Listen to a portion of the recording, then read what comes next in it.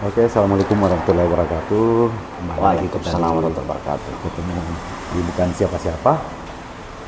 Kali ini saya ketemu teman namanya Charlie.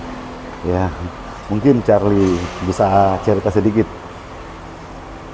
dari asal dari mana, terus sekolahnya di mana. Ya, kalau ditanya asalnya ya saya masih bingung juga ini. Apakah asal daerah, asal usul Lahir keluarga? di mana lah, lahir di mana? Oke. Lahirnya tepatnya di Pasangkayu. Jadi Pasangkayu ini Iya. buat penjelasannya. Boleh, boleh, Oh, boleh. gitu ya? Nah, Salah satu kabupaten baru sekitar 10 atau 15 tahun lah. Dahulunya dia menurut informasi dia salah satu kecamatan di Sulsel, bagian utara saat itu. setelah pemekaran, Setelah pemekaran dia menjadi jadi ibu kota kabupaten awalnya, ah, Kabupaten Mamuju Utara. Kemudian belakangan berganti nama menjadi secara administratif menjadi Kabupaten Pasangkayu. jadi Tapi ada yang menarik perubahan nama itu. Ya, Saya ya. jelaskan sedikit. Dirubah nama itu berdasarkan berita saya baca, ah, gara-gara pemerintah transfer uang itu salah transfer. Dikiranya Kabupaten Mamuju. ah. Nah, sehingga dirubahlah itu menjadi Kabupaten Pasangkayu. Oh iya, dulu Mamuju Utara ya, Betul.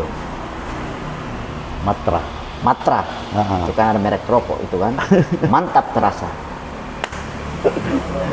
Ini Mamuju Utara. Ya, ya. Tapi di sana susah pasang gigi. Itu salah satu yang unik Ya, karena di sana itu ada papan nama iya, iya. Iya. tukang gigi, Tukang gigi. tuh Pasangkayu. Wah, ini orang bingung dan ya bingung dan agak aneh. Iya, Ini tukang iya, gigi Pasangkayu jadinya. Tukang gigi pasang kayu. Jadi gigi ditukar kayu. Ya, habis sekolah di sana SMP sampai Kalau sekolah, ya. karena secara geografi dekat Sulawesi Tengah, kebetulan mama orang Sulawesi Tengah. Sulawesi Tengah. Lahir di sana, kemudian hijrah. Jadi sekolahnya itu di Sulawesi Tengah, tepatnya di Pantoloan. Oh, Itu Pantoloan. pelabuhan. Dekat-dekat pelabuhan nih. Ya, Daerah pelabuhan. SD sampai SD, kemudian lanjut di pesantren Al Khairat Polman di Palu. di Palu. Oh. Itu di Al Khairat Al Khairat di Palu. di Palu. Iya, iya, iya. Pusat Al Khairat di asrama lah kita kan, di karantina kan, Ah, di kandangan lah kita ini, Ponpes Putra. sampai SMA di situ. Sampai tamat, kemudian setelah tamat hijrah lagi ke Pasangkayu Pasangkayu. karena sudah terbentuk, sudah ada lah es batu kan. Jadi kan ciri-ciri peradaban itu Iya, sudah ada es batu. Betul. Nah, kita hijrah lagi pulang ke kampung halaman Pace, sana tamat. Setelah itu ke Makassar. Ya setelah itu kuliah ke Makassar. Awalnya sih 2 tahun nganggur, 2 tahun. Jadi petani, jadi buruh bangunan, bla bla bla. Lanjut kuliah Makassar. Dengan jadi pasang kayu waktu itu. Jadi buruh pasang kayu. Ya, jadi buruh yang memasang kayu, kadang memasang batu.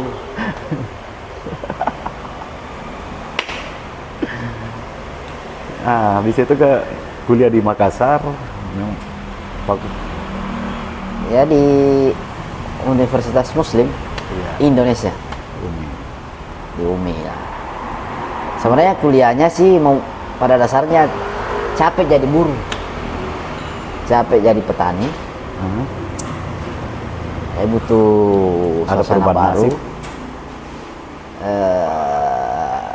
Lihat teman-teman, wah bagus juga kuliah kan. Iya, iya. Ya ikutlah kita ini kuliah. Ikut akhirnya kuliah di Makassar, di UMI. Makassar, di UMI. Nah, mungkin dari Pasangkayo ke UMI itu ada hal-hal yang menarik mungkin. Kenapa sampai pilih UMI? Kenapa sampai Sebenarnya apa ya? Tidak ada hal yang secara pasti untuk direncanakan mau kuliah. Ya secara tiba-tiba saja lihat teman ada kegiatan kemahasiswaan di kampung saat itu. Wah, kayak bagus ini kalau ngikut-ngikut kan.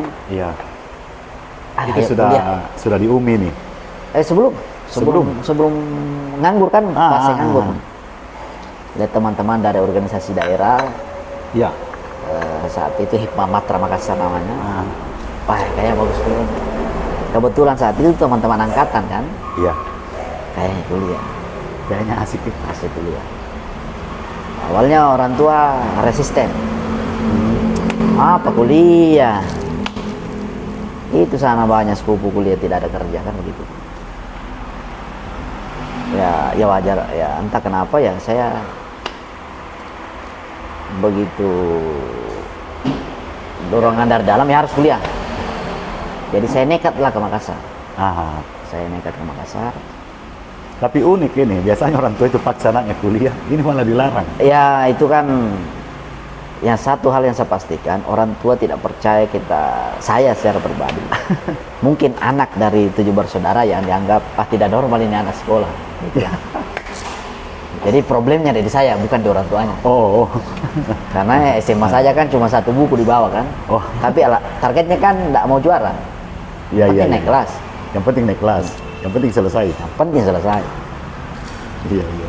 Nah, jadi itu problemnya, nggak usah kuliah. Akhirnya ke Makassar kuliah. Ya ke Makassar kuliah, naik bis. Ah. Untuk pertama kalinya keluar kampung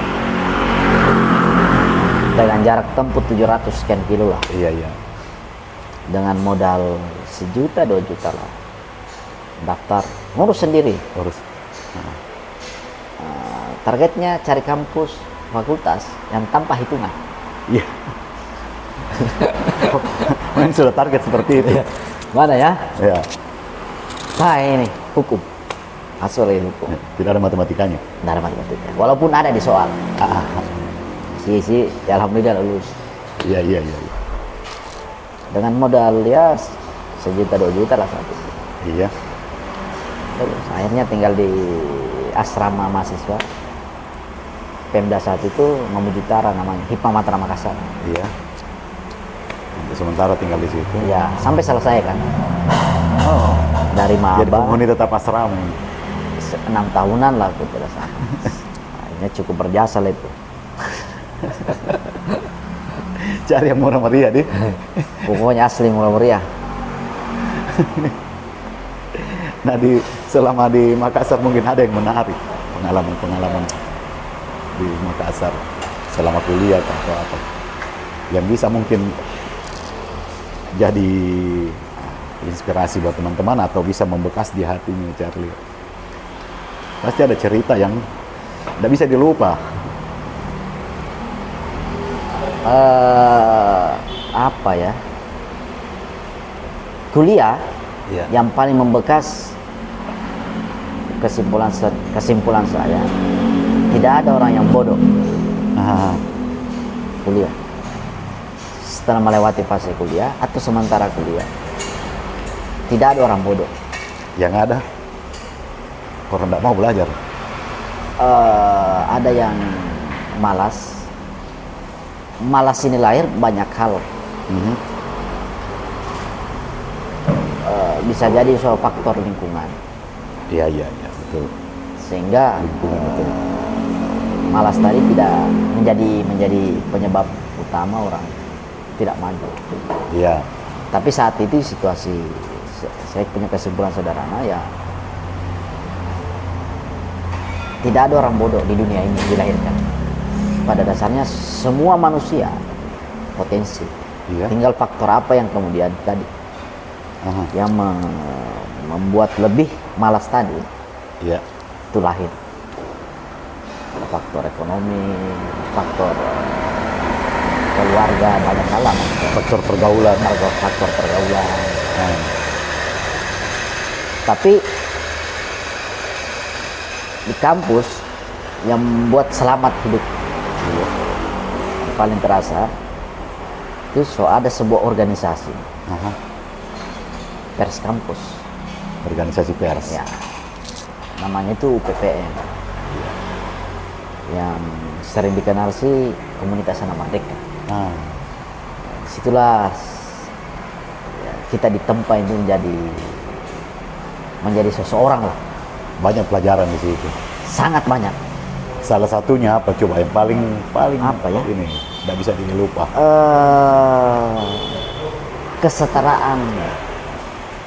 Kesetaraan Mhm. dalam mengutarakan pemikiran. Jadi dibingkai dalam kemerdekaan. Maksudnya kesetaraan ini bagaimana ini? Gimana ya? Misalnya di PPM itu komunitas istilah Iya. yang sering melekat di Iya, istilah umumnya. pendapat itu tidak ditentukan oleh senioritas. Ah, tidak ada senior. Tidak ada senioritas. Pendapat. Semua pendapat dihargai. Ya, semua pendapat dianggap semua sama. Benar. Bukan semua benar, Iya. semua sama. Walaupun pada akhirnya muncul pertentangan. Ya, Tapi itulah dinamika. ya Kan? itulah dinamika. Disitulah kemudian banyak hal belajar soal memaknai perbedaan Aha. karakter, perbedaan pendapat.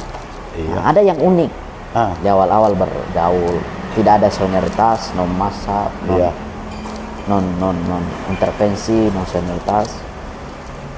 Nah, awal-awal bergaul, wah saya bilang ini organisasi, kenapa tidak ada anunya ya?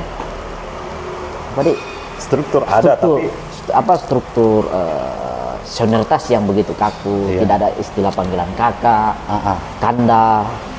Awal-awal kan, Sementara di organisasi daerah kental. ya sangat kental, bahkan itu bisa menjadi anu kan, ya pelonco begitu kan. Iya. Bingung. Berlama-lama bergaul, nah ternyata makna kakak itu tidak wajib untuk diucapkan, Ah. boleh diucapkan. Biasanya kan kalau ada senioritas ada batasan. Ya ada batasan. Kita segan untuk Kita segan untuk apa dan sebagainya. menegur kalaupun Ya kan, iya. bahkan ada anaknya juga marah dipanggil kakak. Saya bilang kenapa ini? Iya. Nah, disitulah dapat makna bahwa kata kakak atau ekspresi penghormatan kita terhadap lebih tua dari kita tidak wajib dibungkus dalam satu kata itu kanda. Tapi di mana pentingnya adalah diletakkan pada perilaku. Biasanya basa-basi. Basa-basi karena daripada Tapi cerita dalam artinya lain. dalam artinya lain kan. Iya. Nah, itulah makna-makna tentang kesetaraan, kemerdekaan yang ya begitulah yang membekaskan di PPM. Selama di UPPM. Tapi ada yang bikin saya penasaran. Iya. Nama aslinya siapa? Ini nama aslinya sebenarnya Firmansyah. Itu nama. Kenapa lari ke Charlie? Wah, ini bingung juga jawabnya kan. Saya tidak tahu lah itu kenapa tiba-tiba muncul nama Charlie ini. Ini tidak ada motif keren-kerenan. Jadi Apa dulu itu upaya karena ada vokalis band namanya Charlie atau? Wah, bukan. Sebenarnya itu siasat karena sering demo, karena dicari-cari dekat. Karena kan kalau biasa kalau demo dapat, oh ini nomor stambuk berapa? Wah, Iya. menghindari ancaman lah. Untuk menghindari ya. Salah satu trik itu. Jadi bentuk penyamaran. Bentuk penyamaran. Dan itu hasil nasihat. Kalau mau menghindar gini caranya. Iya. Tapi kenapa jatuh nama Charlie itu? Ah itu saya lupa itu. Gimana tiba-tiba muncul inspirasi tak? Nah, itu saja. Itu saja.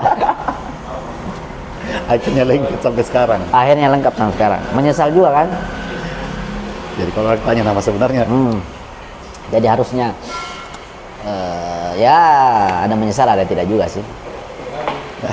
Karena akhirnya kehilangan, bukan kehilangan juga ya. Cuma kadang-kadang bilang, wah kau ini mau keren-keren apa? Iya, iya. Padahal kan, Seolah-olah. ya, padahal mau mengangkat, versinya orang kan mau mengangkat harkat dan martabat. Iya, iya. Bah kita durhaka sama orang tua ini, Pak. Padahal kan motifnya bukan di situ. sekarang kalau setelah selesai aktivitasnya gimana lagi? Ya setelah selesai, sekarang ya beraktivitas di di lembaga non pemerintah. NGO gitu. Ya NGO lah. Kerennya begitu. Nah. Atau LSM. Atau LSM. Nah sekarang banyak sibuk apa ya?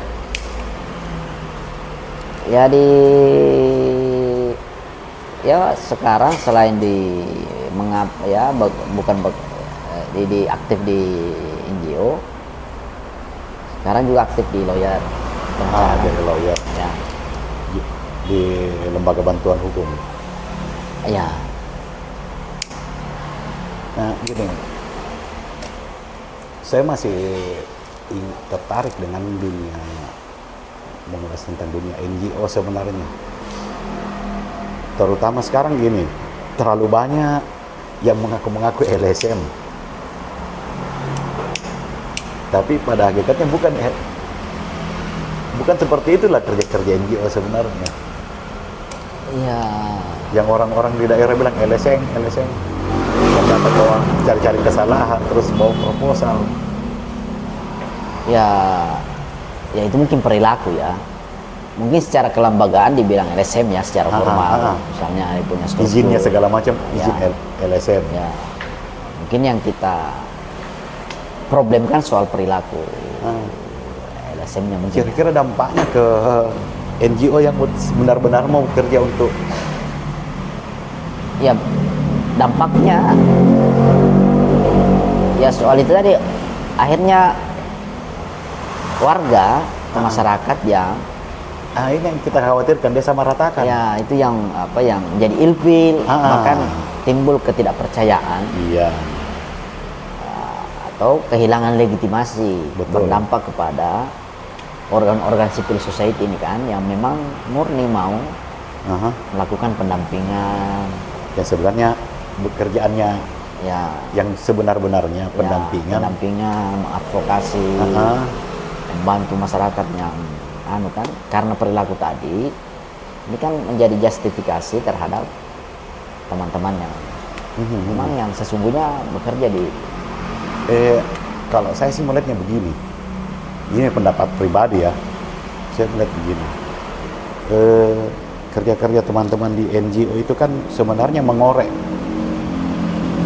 hal-hal yang pemerintah sembunyikan, misalkan data kemiskinan, tingkat kemakmuran, apa segala macam. Tapi NGO turun ke bawah untuk mencari data itu, ya kan? Nah, supaya masyarakat ilfil dengan hal-hal seperti itu, supaya datanya disembunyikan. Kemungkinan ya menurut saya ini pribadi, pemerintah sendiri membentuk tandingan yang seolah-olah mengkanter itu semua. Entahlah ya, secara itu kan analisis ya. Iya. Apakah benar atau tidak? Pada dasarnya kan semua aktivitas NGO kan itu sudah tertuang di beberapa aturan. Iya. Misalnya di Undang-Undang Pelayanan Publik, ya warga yang merasa pelayanan publik tadi tidak semestinya diterima, itu dia berhak mendapat advokasi. Ya, betul. Jadi keberadaan NGO dalam kerja-kerja itu memang sudah ada artinya begini, mungkin banyak dari unsur pemerintahan yang merasa sudah nyaman dengan kondisi ini, Ya. terus masuk NGO yang mengadvokasi, memberdayakan masyarakat, mereka merasa terganggu. Ya, ya. Ini deh piajar-ajari oleh masyarakat begini, Ya, ya. macam-macam. Akhirnya masyarakat pintar juga protes. Ya. Akhirnya dia coba-coba cari cara lain Oh, untuk ya. merusak nama ini supaya berikutnya kalau datang lagi tidak diterima sama masyarakat.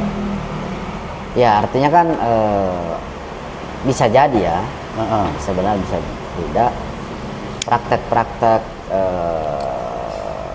kontra, Mhm. misalnya yang dilakukan oleh negara, ya potensi dilakukan. Iya. Misalnya membuat dengan skema tertentu untuk melakukan apa, misalnya taruhlah kita bilang LSM tandingan. Iya, kayak gitu maksudnya. Kayak Sehingga- demo ada demo ya, tandingan. demo tandingan itu kan ya Ah. sejarah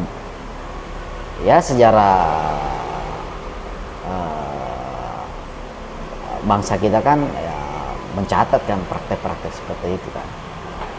Misalnya tiba-tiba dalam upaya konflik horizontal kan. Ya.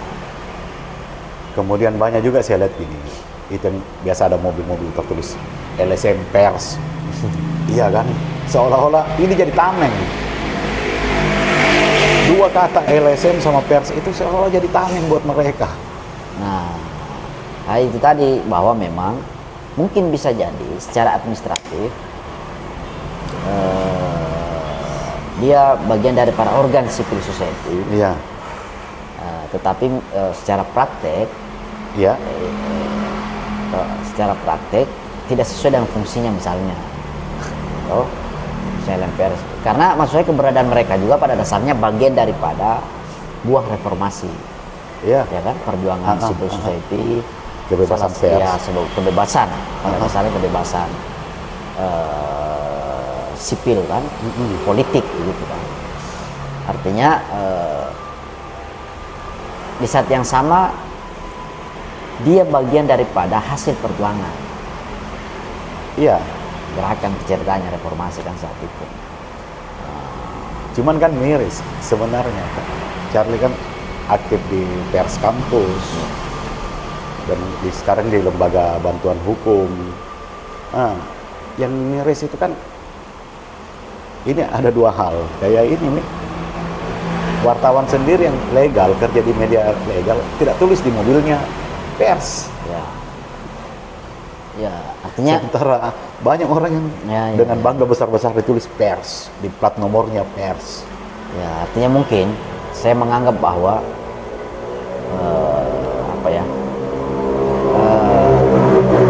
mungkin organ seperti itu terlalu menjiwai begitu profesinya. Bisa jadi ya. Bisa Terlalu jadi. menjiwai sehingga saya harus dikenal nih, tuh. Iya. Tapi kan memang Tapi begitu ditanya mana medianya? itu dibilang muntaber itu kan muncul tanpa berita. Ada istilahnya kan, Muntaber nih. muntaber.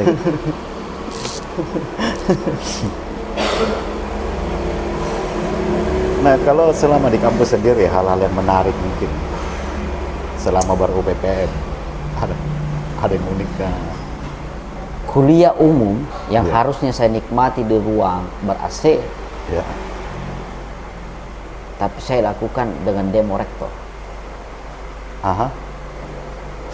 Itu yang didapat. Saya bilang, ini gila ini organisasi ini. Harusnya saya kuliah perdana, maba saat itu. Masih maba. Maba, Aha. hitam putih kita. Iya. Panggil sama kawan kan, ayo pi demo, ayo pergi kita. Ya di demo rektor. Akhirnya pengalaman demo itu pertama kali demo bagaimana? Pertama kali demo. Perasaannya kayak gimana? Oh, pertama kali demo enggak. Pertama kali demo itu di SMP. Kita jadi anak santri itu pakai sarung, kita demo di kantor DPRD Iya. Provinsi Sulawesi Tengah. Tapi itu kan masih ikut-ikutan Ya. atau dalam artian diharuskan ikut. Itu saat itu ada peristiwa invasi Irak. Aha. Jadi solidaritas umat Muslim saat itu turun kita. Serukan turun kita pakai sarung. Ya. Kita ada berapa kilo jalan. Mana santri semua jalan. Semangat. Jihad itu kan. Iya. Pulang kita naik mobil ya, capek jalan. Ala kapang 5 kilo kapang itu. Terpaksa naik PT pulang itu. Panasnya lagi ya Allah. Kalau dia nggak lupa. Nah, selama mahasiswa pertama kali demo, perasaannya kayak gimana? Wah. Takut tidak, ya gembira. Pasti Biasanya tidak. kan pertama demo itu ada pressure atau apa? Ya ada, kita bakar ban. Takut nanti saya di demo Ya, atau bagaimana? Itu muncul takut waktu kita tahu ini rektor di demo dan dicatat nama. Hancur kita. Hancur. Langsung jadi sama teman lah itu kawan itu kita demo. Di mana kalau di DO kita Di DO, ini. Waduh, kita baru mau kuliah ini. Iya. Dia bilang, ya mau dia apa? Begitu saja. Tapi setelah itu demo berikutnya, Tetap ada rasa takut kan. Aku kadang di teror, iya. Pernah rasakan jadi leader di demo itu. ya beberapa kali.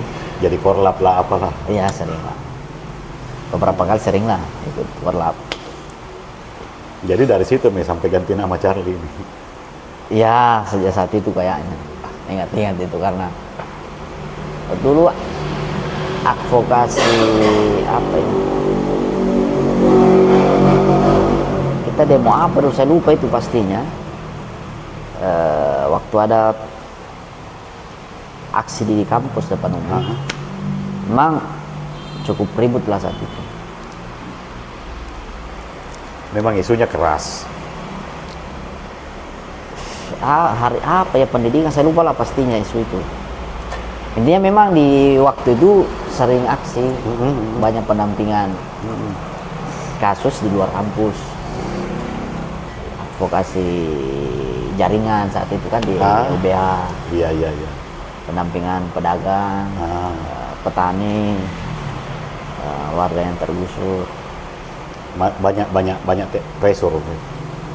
Ya banyak lah kan karena sering berhadapan dengan preman, polisi kan. Iya. Tapi untuk mensiasati pressure itu gimana? Sampai bisa survive? Ya yakin saja kan. Yakin saja kita membela umat, membela kemanusiaan gitu ya. Iya. Ya itu. Nah kita tidak digaji ini. Sementara nyawa dipertaruhkan. Ya itu juga kadang-kadang kita pikir, ya kenapa juga kita bikin begitu kan? Itu yang saya pikir, motivasinya apa? Apa ya? Darah juga kayak apa ya? Jangan sampai motivasinya keren-kerenan gitu. Kalau keren enggak juga karena waktu di kampus saya kayak pengurus yang paling direkomendasikan untuk harus pakai kemeja. Artinya untuk keren-keren, entahlah. Saya tidak pernah terbayang untuk aksi keren. Atau ada juga kan aksi terus supaya dikenal. Berikutnya ada loncatan ke level berikutnya. Pernah nggak kepikiran kayak gitu? Nggak pernah. Tidak pernah kayaknya. Karena ada pernah. juga orang yang motivasinya seperti itu kan. Ya harusnya kalau itu saya sudah punya niat di awal itu, Iya. ya mungkin saja kan saat ini ya Sudah jadi anggota DPR.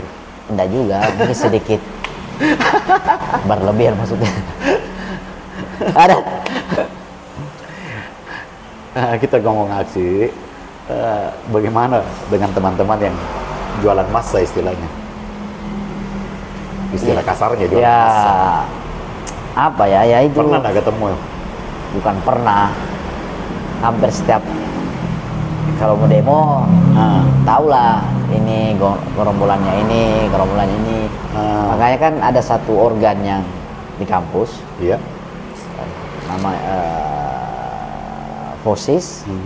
Itu memang satu wadah organisasi yang memang tempat kajian. Jadi sebelum aksi misalnya kajian, setelah kajian baru ada pemetaan, respon isu, konsolidasikan. Biasa gabung tuh yang Sudah ikut nih ya. anu kan yang diduga memang Jualan. kan. Iya. Kadang-kadang kan di konsultasi begitu kan ya tetap menjaga hubungan. Iya. Caranya sih biasa direbut alat-alat peraga, misalnya alat-alat aksi kan. Ya biasa begitulah. Ada masuk untuk memprovokasi. Ya sering lah. Karena kan untuk menghindari hal-hal begitu biasa kita aksi sendiri. Posis. Artinya ada filter lah yang dilakukan teman-teman. Kan tapi gini, ketika ya dalam masa yang komunal, masa aksi misalkan, mungkin Charlie pernah jadi korlap, tapi di dalam satu masa yang banyak, ini kita nggak tahu siapa semua Ya. ini kan, bisa jadi ada yang menyusup, tiba-tiba melempar duluan. Di dalam masa cair seperti itu, ada yang pancing satu melempar, pasti banyak yang ikut. Nah, Untuk ya karena sih antisipasinya biasa ada pita atau biasanya habis aksi evaluasi itu yang ditahu siapa masanya nih bla bla, dan itu menjadi sudah bahan penting di kemudian hari kalau diajak lagi kan tetap ada evaluasi ya, lagi. tetap ada evaluasi. Tapi kan yang jadi yang pegang tanggung jawab penuh dan beresiko besar itu ya korlapnya. Ya mau bagaimana, karena kadang-kadang kalau di forum ya ditunjuk mau diapa. Kalau menolak juga nanti dia bilang wah Masa gitu. iya kan.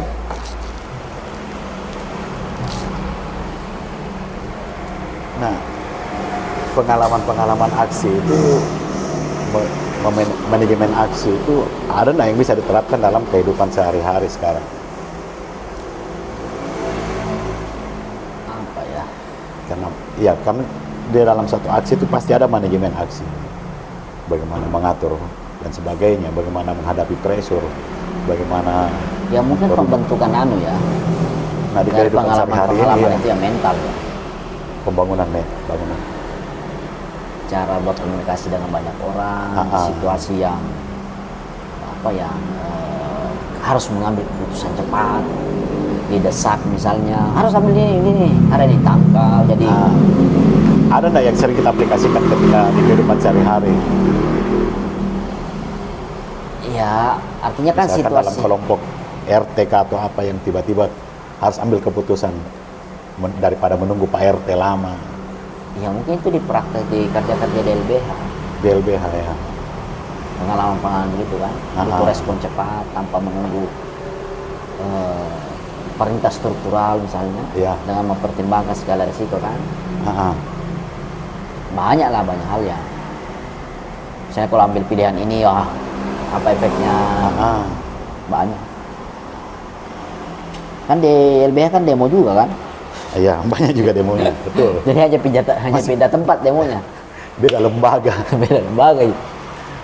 Dan itu justru saya menganggap teman-teman di LBH itu kadang nggak ambil resiko. Ya, nggak tahu juga, karena dulu masuk di LBH dia bilang sana kalau mau masuk LBH masih bisa demo di sana, ya masuk lah kita. Artinya begini, saya bilang ambil resiko. Terkadang yang jadi lawan itu penguasa atau kelompok orang kuat, yang dimana mungkin tidak ada lagi orang yang bisa bela selain LBH. LBH maju lagi, pasang badan. Ya, bagaimana nih? Anggaplah kayak kasus-kasus tanah itu kan banyak seperti itu. Ya mungkin karena sudah pekerjaan, maksudnya pekerjaan tapi itu mau beda apa? Soal resiko ya karena dianggap bagian dari hobi ini apa? Jadi ada hobi ya. Demo itu hobi deh.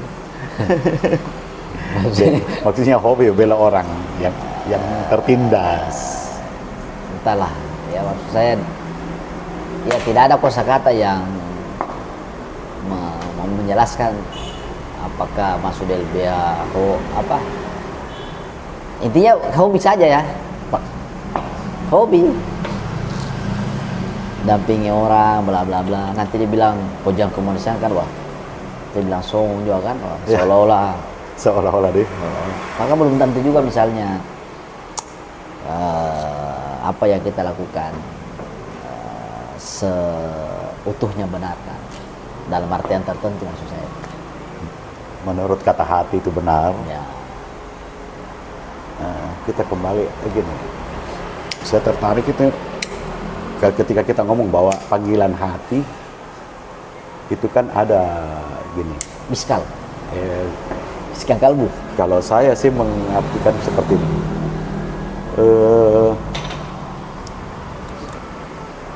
Mungkin hal yang paling benar itu ketika kita mengikuti kata hati. Karena itulah kita yang sebenarnya. Iya, Cuman banyak orang yang tidak berusaha melawan itu. Contoh sederhana gini. Waktu pertama kali waktu kecil, mungkin waktu pertama kali saya curi mangganya tetangga, habis itu ada perasaan tidak enak di hati, Iya. bergetar atau apa. Berarti hati melarang. ya, Tapi ketika saya berbuat yang mungkin memberi, ada rasa plong di hati. Cuma ini kan banyak orang yang tidak latih itu, jadi ya, akhirnya bangga kalau melanggar. ya, ya. Begitu juga misalkan di dalam struktur organisasi atau pemerintahan, dia sudah tahu ini salah, tapi tetap dilakukan. Itu mungkin soal budaya ya. Artinya gini, kalau saya menilai gini, kesalahan atau pelanggaran yang dilakukan berjamaah dan masif itu bisa jadi pembenaran, bukan kebenaran ya, tapi Ya. pembenaran. Ya, Anggaplah betul. di lampu merah, Ya. saatnya mulai melanggar, ikut yang lain karena kosong atau lawan arah. Ya, perilaku kan. Tapi kan ngeri ketika itu jadi budaya salah yang dibenarkan. Nah, menurut kalau pandangan Charlie sendiri kayak gimana ya hal-hal seperti itu? Ya artinya kan secara rasional pastilah orang tidak sependapat kan. Iya, kita tahu itu salah kan? Ya pastilah. Artinya berdasarkan beberapa literatur yang selama ini menjadi bahan rujukan teman-teman bergerak misalnya.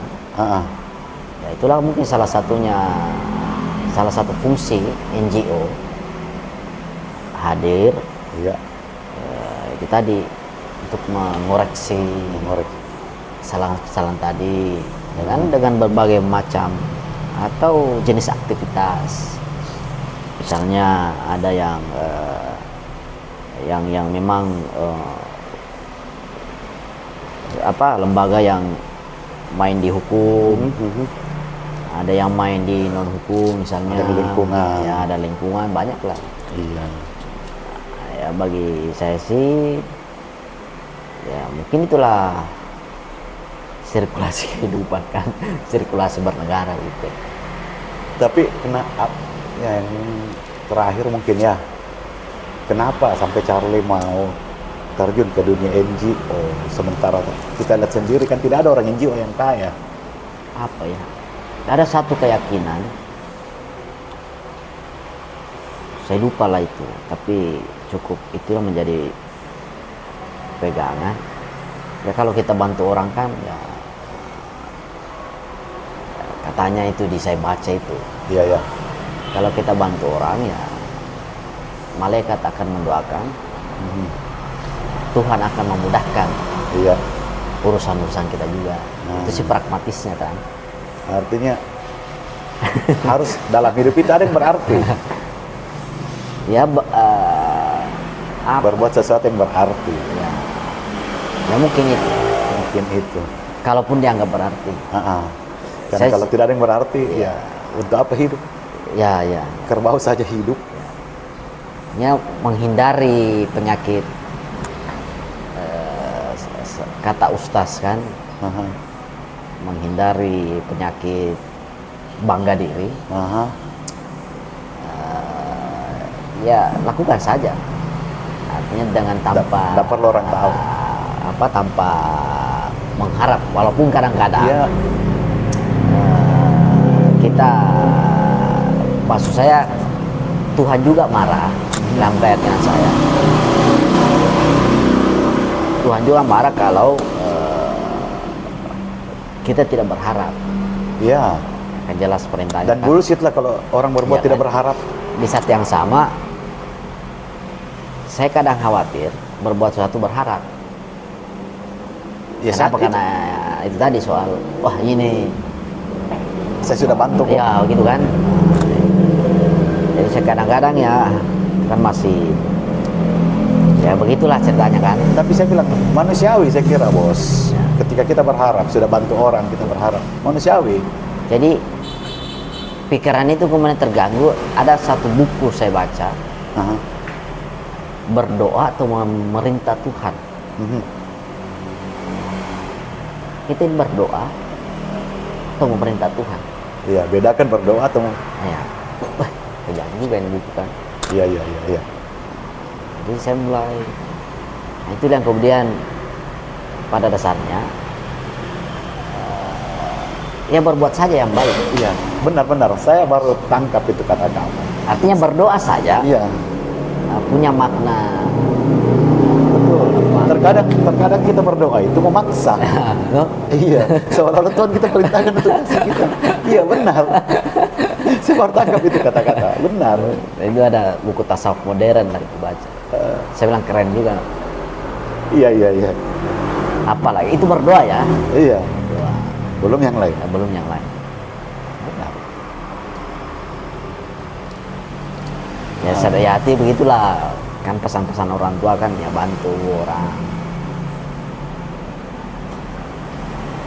Ya, saya. Oke, mungkin saya sudah dapat intinya. Intinya yang berdoa tadi itu ya. Ya. Dan itu keren. Ya mungkin ya, sampai di sini diskusinya kita hari ini lah. Mungkin bagaimana, karena tetap saya kembalikan teman-teman bahwa semua orang itu, kenapa saya bikin ini ya istilahnya saya kasih nama juga bukan siapa-siapa, karena kita juga bukan siapa-siapa. Dan itu kita- pasti. Dan ya itu pasti. Tapi saya menganggap bahwa semua orang itu punya keistimewaan. Nah, Bahkan anak kecil pun saya anggap saya bisa berguru sama anak kecil. Karena setiap orang punya keistimewaan yang bisa kita petik nilai-nilai kehidupan di dalam. nah itu makna kemerdekaan yang saya dapat di UTM. Ah. Semua orang adalah guru, Semua orang adalah guru. semua tempat adalah sekolah. Benar. Jadi inilah intinya dari bukan siapa-siapa itu sebenarnya. Kita ini bukan siapa-siapa. Oke, makasih Charlie. Siap.